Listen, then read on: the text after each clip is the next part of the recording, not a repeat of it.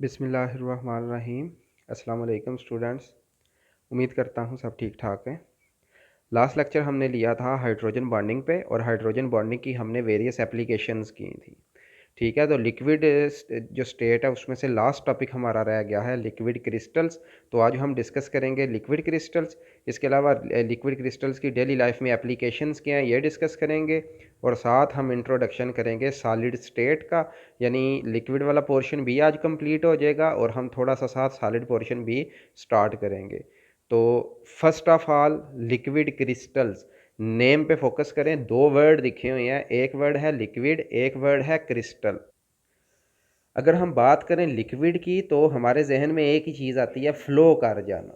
और अगर हम बात करें क्रिस्टल्स की तो क्रिस्टल्स अमूमन सॉलिड्स के होते हैं, जो अपनी अपनी जगहों पे अपनी अपनी पोजीशंस पे फिक्स्ड होते हैं, मूव नहीं कर सकते। तो अगर इनका नाम लिक्विड क्रिस्टल है, यानी यू कैन से लिक्विड और क्रिस्टल्स प्रॉपर्टी है सॉलिड की, तो लिक्विड क्रिस्टल का मतलब है जो ड्यूअल बिहेवियर रखते हैं, यानी इनकी प्रॉपर्टीज़ लिक्विड से भी मैच करती हैं और इनकी प्रॉपर्टीज़ सॉलिड से भी मैच करती हैं। वो प्रॉपर्टी जो इनकी लिक्विड से मैच करती है वो है फ्लो करना, विस्कोसिटी होना।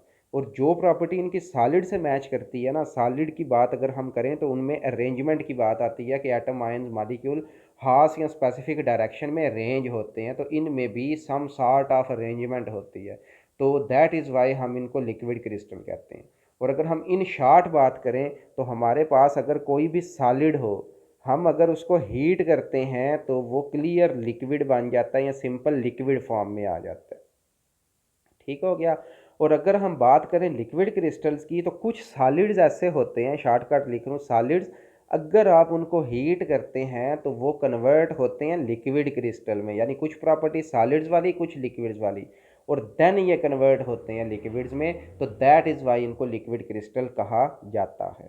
ठीक हो गया। तो फर्स्ट शुरू में देखें, whenever we study the properties of crystalline solids we come to now that pure solids melt sharply और temperature remain constant at melting point. यानी जब भी एक सॉलिड मेल्टिंग पॉइंट तक पहुंचता है तो वो टेम्परेचर कांस्टेंट होता है जब तक सारा सॉलिड जो है मेल्ट ना हो जाए।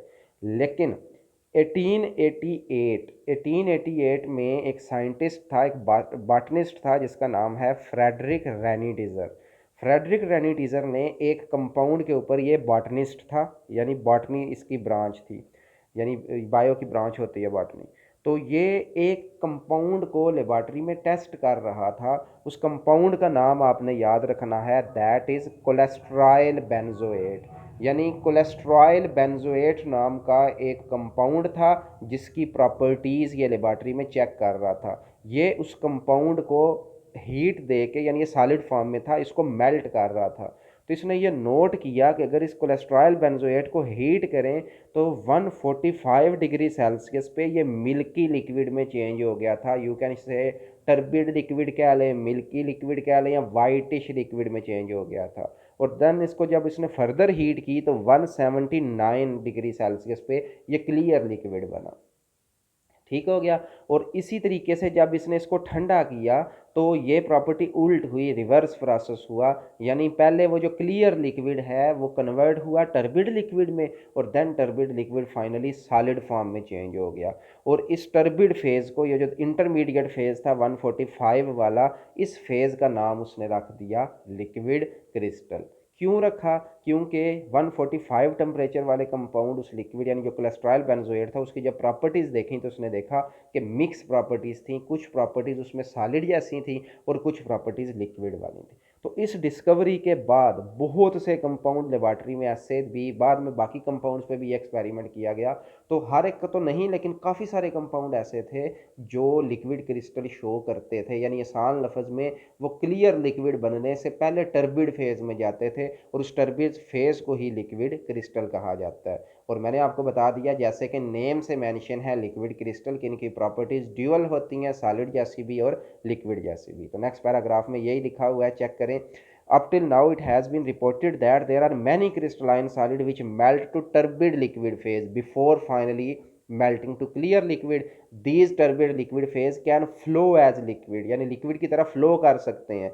They have properties like liquid as surface tension, जिस तरह वाटर में भी होती है, विस्कोसिटी यानी गाढ़ापन, और but it is very interesting to know that these molecule of such turbid liquid possess some degree of order as well, और जो अरेंजमेंट होती है वो सॉलिड की प्रॉपर्टी है। It means that these turbid liquid resemble crystals in certain property and most important property are optical one क्या है, इसको आगे डिस्कस करेंगे। इन शॉर्ट इनकी प्रॉपर्टीज दोनों से मैच करती हैं, और these turbid liquid are hence called liquid crystal. So liquid crystalline state exist between two temperature, melting temperature and clear temperature, और क्रिस्टलाइन सॉलिड में भी आइसोट्रोपिक और an isotropic, but liquid crystal are always an isotropic. What is an isotropy हम आज के lecture में ही discuss करेंगे। यहाँ मैं आपको बता देता हूँ, अगर थ्रू आउट एक क्रिस्टल हो हमारे पास, हर डायरेक्शन से सेम प्रॉपर्टी हो तो वो आइसोट्रॉपिक, लेकिन अगर डिफरेंट डायरेक्शन से डिफरेंट प्रॉपर्टी हो तो दैट इज एन आइसोट्रॉपिक। और सॉलिड दोनों तरह के होते हैं, जबकि लिक्विड क्रिस्टल एन आइसोट्रॉपिक होते हैं, यानी डिफरेंट डायमेंशन से डिफरेंट फिजिकल प्रॉपर्टीज शो करते हैं।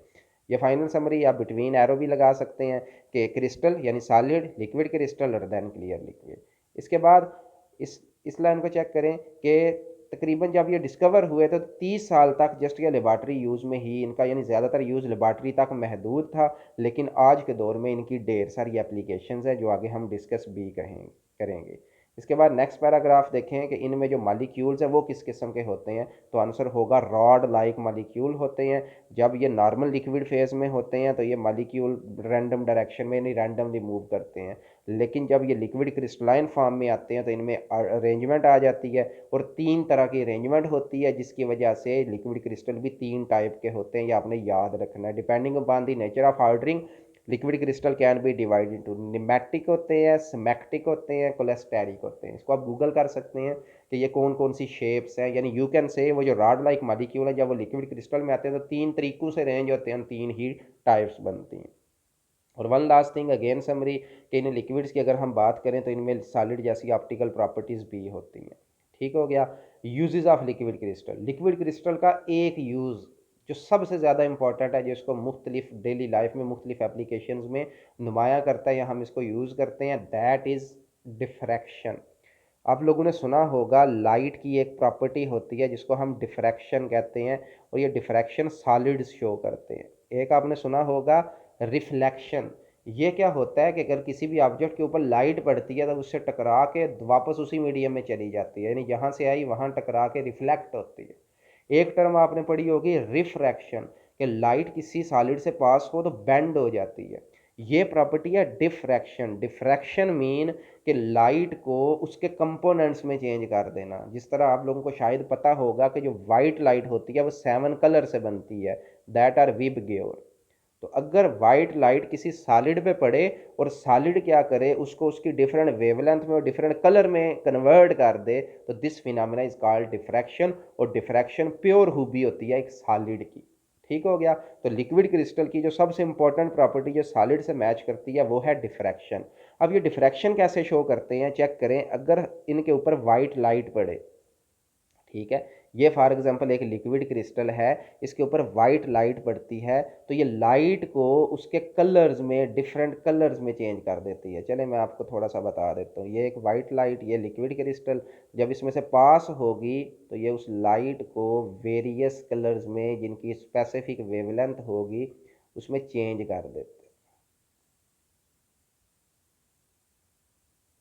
Is it clear. और ये जो लाइट के डिफरेंट वेवलेंथ, इन तमाम कलर की वेवलेंथ भी डिफरेंट होती है, इनके दरमियान जो गैप होता है वो भी डिफरेंट होता है। लेकिन याद आपने ये रखना है, अगर हम इसका टेम्परेचर चेंज करते हैं लिक्विड क्रिस्टल का, तो इन कलर्स के दरमियान ये जो मैंने गैप बनाया हुआ है वाइट कलर का, ये गैप डिफरेंट होता जाता है। या इन शॉर्ट आप ऐसे समझें, ये वेरियस टेम्परेचर पे वेरियस कलर शो करते हैं। वैसे अगर इनसे लाइट पास करती है तो उसको 7 रंगों में बदलते हैं, लेकिन अगर हम टेम्परेचर चेंज करते जाते हैं तो इनके कलर मर्ज होके सिंगल या मुख्तलिफ कलर देते हैं। यू कैन से अगर टेम्परेचर बहुत हाई है, ये ब्लू कलर उसको लाइट को कर देंगे, यानी वो 7 कलर्स में। और अगर टेम्परेचर नॉर्मल है या लो है तो उसको रेड कलर में चेंज कर देंगे। इट मीन ये टेम्परेचर सेंसर्स के तौर पे यूज़ हो सकते हैं।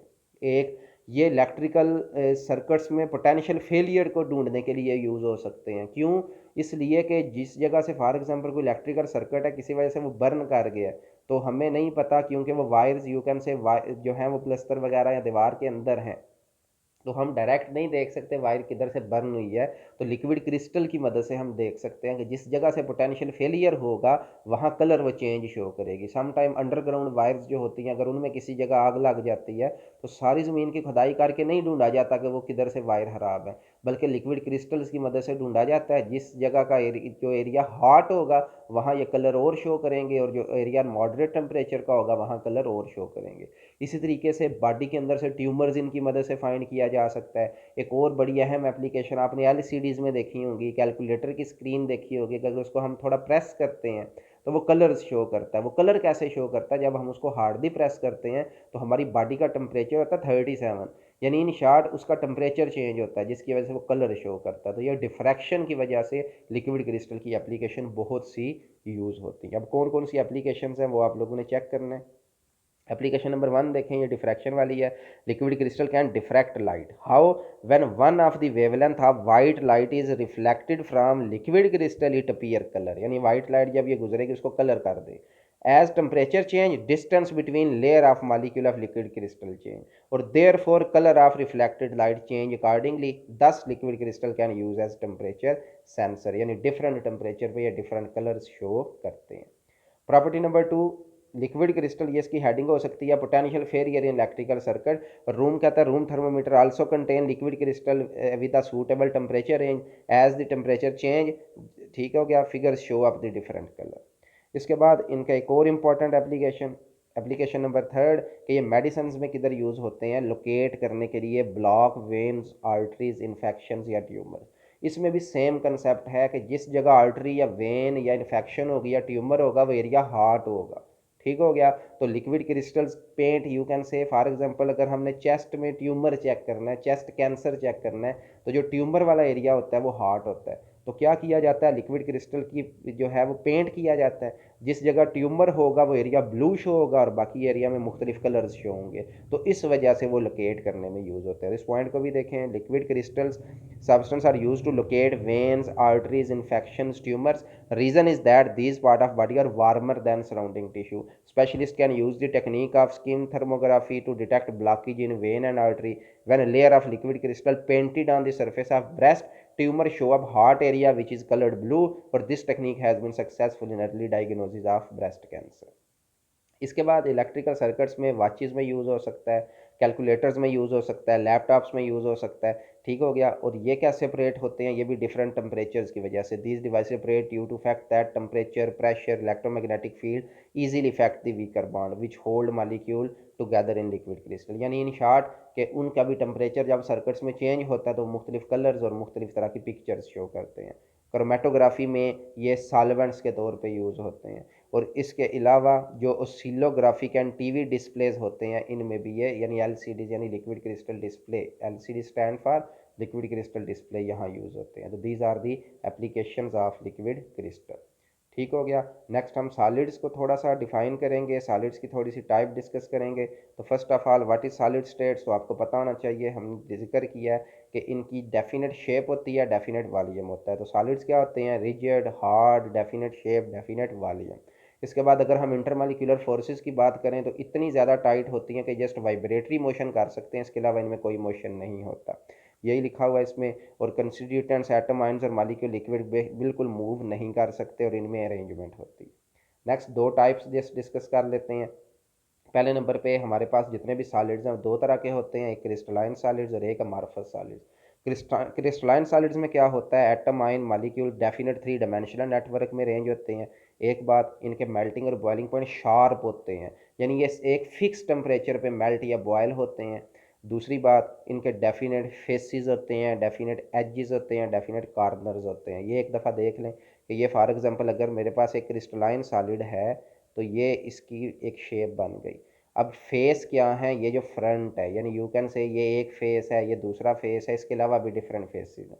एजिस का मतलब है ये जो लाइनें आपको नज़र आ रही हैं जिधर दो फेसेस मिलते हैं वो एज कहलाता है, और ये इनके कॉर्नर्स हैं। तो जितने भी क्रिस्टलाइन सॉलिड्स होते हैं इनके डेफिनेट ज्योमेट्रिक पैटर्न्स होते हैं, डेफिनेट फेसेस, एजिस और कॉर्नर्स होते हैं। इसके बाद लास्ट अमार्फस सॉलिड्स। अमार्फस का लफ्जी मतलब होता है शेपलेस। तो ये दो तरह के सॉलिड्स होते हैं, एक वो जिनकी अपनी डेफिनेट शेप होती ही नहीं है, और दूसरे वो जिनकी पहले डेफिनेट शेप थी लेकिन वो किसी वजह से डिस्ट्रॉय हो गई है। तो जिनकी डेफिनेट शेप ना हो या जिनकी डेफिनेट शेप डिस्ट्रॉय हो चुकी हो उनको अमार्फस सॉलिड्स कहते हैं, और अमार्फस का मतलब शेपलेस है। उनके मेल्टिंग और बॉइलिंग जो होते हैं शार्प और फिक्स होते हैं, इनके शार्प और फिक्स नहीं होते। मतलब अगर जूं जूं हम इनको टेम्परेचर देते जाते हैं इनके मेल्टिंग बॉइलिंग चेंज होते जाते हैं। एग्जाम्पल इनकी देखें कौन सी है, ग्लास, प्लास्टिक, रबड़, ग्लू, ये सब हमारे पास अमार्फस सॉलिड्स होते हैं। ठीक हो गया। इसके बाद दो बातें आपने याद रखनी है और आपका टॉपिक कवर हो जाएगा। पहली बात, अमार्फस क्रिस्टलाइन सॉलिड्स अगर हमारे पास हों तो हम उसको अमार्फस में कैसे चेंज करते हैं, तो आंसर होगा पहले इन्हें मेल्ट करते हैं और फिर क्विकली कूल करते हैं। पहले मेल्ट फिर क्विकली कूल, इन्हें रेंज होने का टाइम नहीं मिलता तो जो क्रिस्टलाइन सॉलिड है वो अमार्फस में चेंज हो जाते हैं। और दूसरा क्वेश्चन है क्या अमार्फस क्रिस्टलाइन में चेंज होते हैं, तो आंसर होगा फुली तो चेंज नहीं होते, लेकिन कुछ ऐसे अमार्फस सॉलिड्स देखे गए हैं जैसे ग्लास वगैरह जिनको अगर हम गर्म करते हैं तो इनमें मामूली सी अरेंजमेंट आ जाती है। ठीक, और जब इनमें वो पोर्शन जिसमें मामूली सी अरेंजमेंट आ जाती है उस एरिया को बोलते हैं, ऐसे अमार्फस सॉलिड्स को बोलते हैं क्रिस्टलाइट्स। ठीक हो गया। यानी क्रिस्टलाइट ऐसे अमार्फस सॉलिड्स होते हैं यू कैन से जो इन बिटवीन होते हैं, बिटवीन अमार्फस एंड क्रिस्टलाइन, इनमें सम सॉर्ट ऑफ अरेंजमेंट होती है। तो ये पोर्शन आपने करना है। इसके बाद हम प्रॉपर्टीज़ ऑफ क्रिस्टलाइन सॉलिड्स करेंगे और टाइप्स ऑफ सॉलिड्स करेंगे तो हमारा ये चैप्टर कंप्लीट हो जाएगा। तो तब तक के लिए अल्लाह हाफिज़, थैंक यू वेरी मच।